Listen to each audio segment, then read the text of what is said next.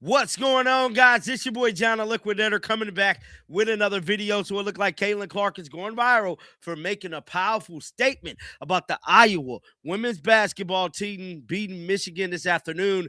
Guys, for this one here, we got to go all the way up to Iowa. Let's get it. Let's go. And it looked like Iowa just put the nation on notice, man. They just beat Michigan, that was ranked number 6 in a battle.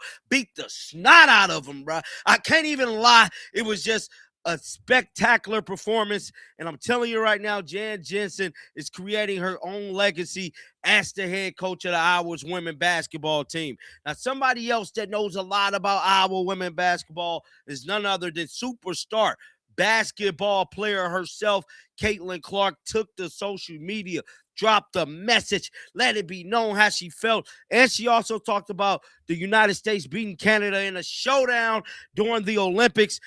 Bro, it's just a beautiful time today. Today is just one of them symptomatic days that, today's just a good day, bro. That's all I'm going to say. Leave it at that. Now, let's pull up this Iowa women's basketball game. Iowa came in ranked at number 13. Now, them in Michigan has the same record of 22-5. And I'm telling you right now, number 6 Michigan damn near lost by dub, bro.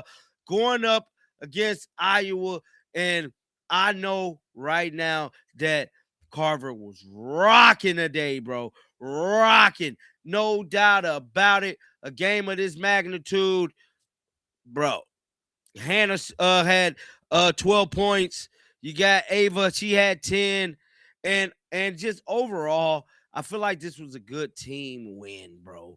Just a good collective team win. A lot of these young ladies played big time minutes. There's 12 rebounds. My bad.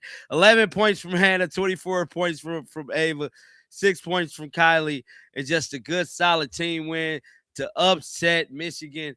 Now, just like I stated, Caitlin Clark did take to her social media account, you know what I'm saying, to speak about this. And yeah, this is just a beautiful, beautiful thing, dog. Now, Caitlin Clark posted this like a day or two ago. But Jan Jensen is in the history books. She has officially stamped her name in Iowa women basketball history as the first coach to secure over 20 wins in her first 2 seasons as a coach. Comes after the Hawkeye dominated win over Nebraska. And now this one here was another spectacular win. Jan Jensen is cementing her legacy in Iowa women basketball. And I'm happy to see this. She's fine. She's a great coach. And she did speak after the game. Let's listen And this to is what going to be, she had to obviously say. a tough game, 2 top 15 teams, but I mean, very physical, a lot of defense. I mean, very low scoring game. Just what can you say about your team's ability to? It was one of those days where it didn't matter how you got it done; you just need to get it done, and it seemed like you guys outdid them in almost everything. Well, I mean, I think the beginning, wasn't real pretty at the beginning, right? I think both teams were pretty tight. We're both play pretty hard defensively, and I think everybody was just tight. And turnovers. I mean, how many jump balls, right? Bailey was saying we probably set a record for those. But then, when it kind of started to loosen up, especially that second half. But I think, again, it was our defense. They really, I think I told you guys, they really locked in on the scouts. We had a little time when we were reforming where I think we were a little loose with the scouts and knowing when and who. But we've really, really done a good job with that. We have the whole year. But I thought Kylie Furbach, again, with her defense leading the way, Chat, on 12. I just felt like that tone really set us at the beginning. And then it withstood their hard defense because that press, they do a great job. And, we didn't handle it well real early. But, a lot of teams don't because it can kind of surprise you with the run and jump. Sometimes it's a slow down, but they're pretty long when they put one in the ball, 33 up there. So when we settled and then got that high-low going, I think that's when things really, really started to be a little better for us in the third. David. Jan, I got to say, in all my years covering you guys and watching this program, I can't think of a more hustle-riddled performance. I mean, it just seems like every single play, it wasn't one player. It was an entire team locked in, energy, hustle-wise. I mean, did you notice that early on in the game? Did you notice in that scouting report? And what can you say just about, it just seemed like they were totally in sync. Yeah, we just talked about, I felt like, I really enjoy how Michigan plays. I, really have a lot of respect for Kim and her staff. They're fun, they score, they work really hard. They're always kind of kamikaze, right? And I feel like when we're rolling, I talk a lot, I just want to be a blue collar, blue blood. So we have plays that we reward about blue collar plays. And when we're really going and we're really locked in, boy, they're all diving. You got your bigs laying out, you got chit chat going after those jump balls. So I just think, today, when you have senior days, there's so much emotion. And sometimes that emotion can stymie. It can kind of get you on your heels a little too much and you lose the focus. But we talked a lot about doing it for those seniors and sending them out on their celebration, even though we got a huge game on Thursday. I think they bought in, they were locked in today, and both two gritty teams that we were both going at it, and we were going to take the win any way you could get it. And when everybody was diving and tying everybody up and banging a little bit, I just think it was two really, really, hard working teams, and I just loved our blue collar mentality today. I believe 8 players make the all-defense team this year.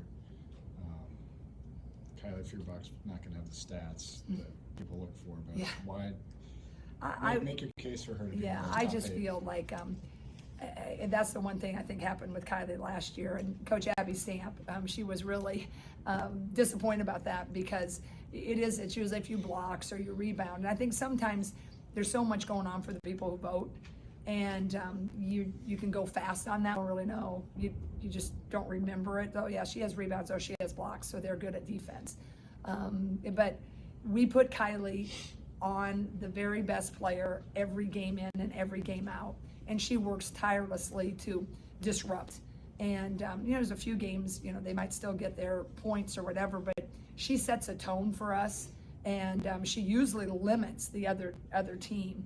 So I'm hopeful that the coaches, at least when they look at it, will kind of remember who kind of made it a little harder for their best player. And look, I'm not one of those coaches that are like, oh, she's the best and my kid's the best. Hey, I live in a league that there's so much elite. And so I know there's really good players, the Michigan's team, Ohio State's team, Illinois' team.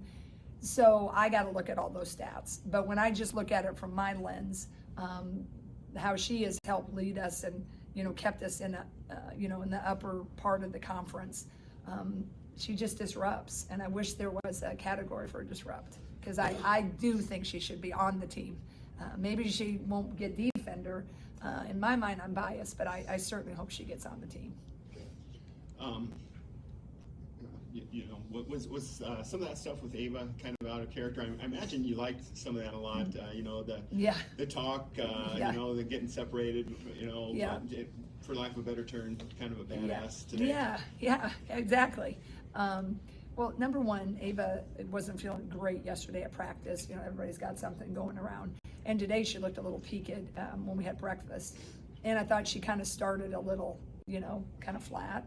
And, so we went through the first quarter, and everybody's going to try to double her and, do something if you're with one of your leading scorers.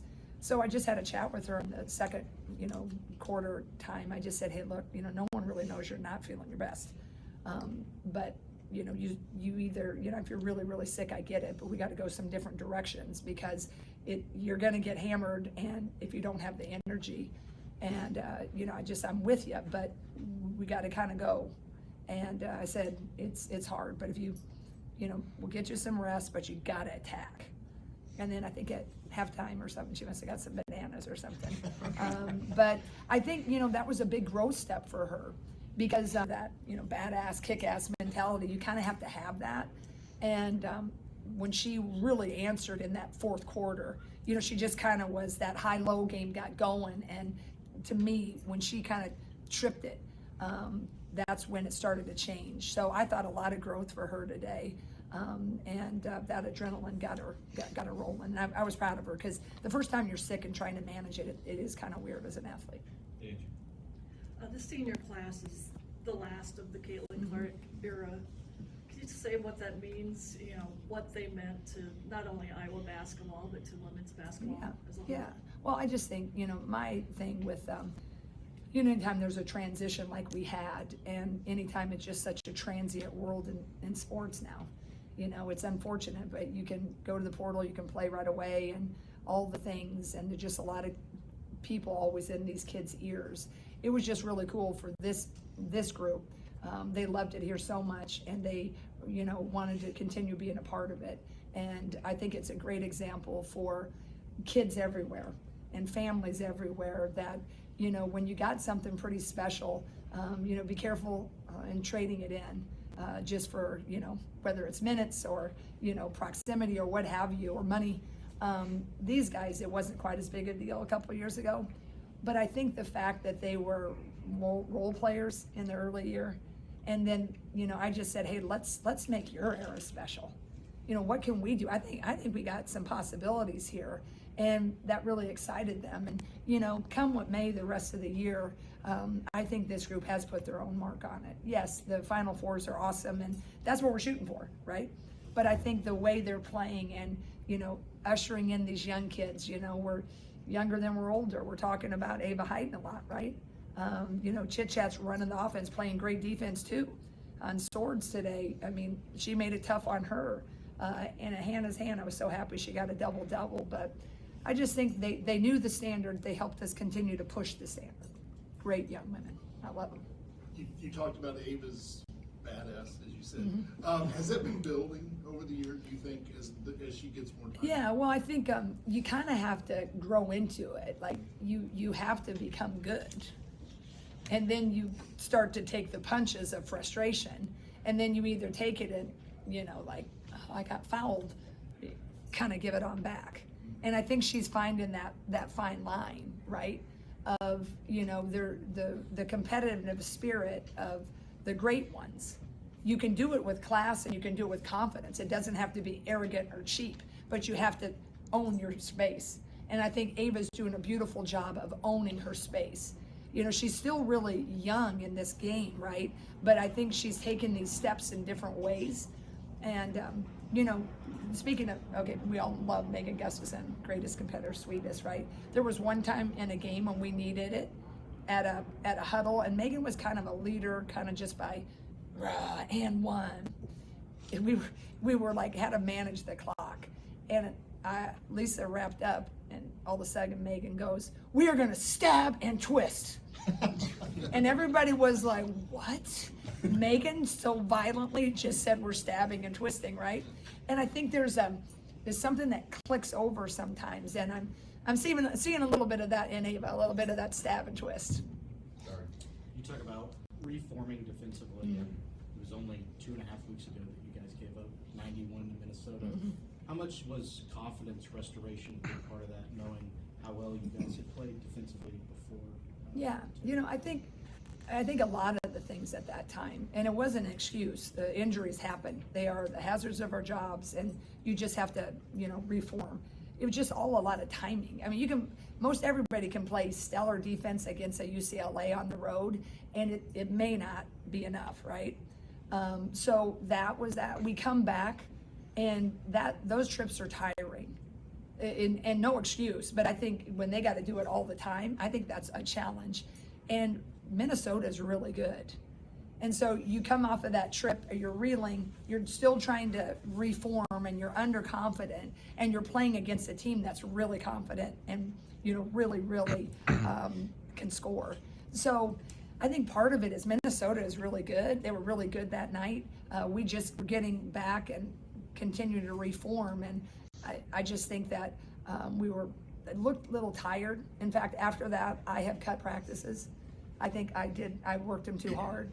I think worked it too hard in between the USC and UCLA game. We came back and I worked it too hard to practice was too long. It was too many trips up and down. So I've cut back. I'm trying to save those legs, and I think it's been a little bit of learning as you go. But I think a lot of it has just been that they've really been studying those scouting reports, and we're finding ways.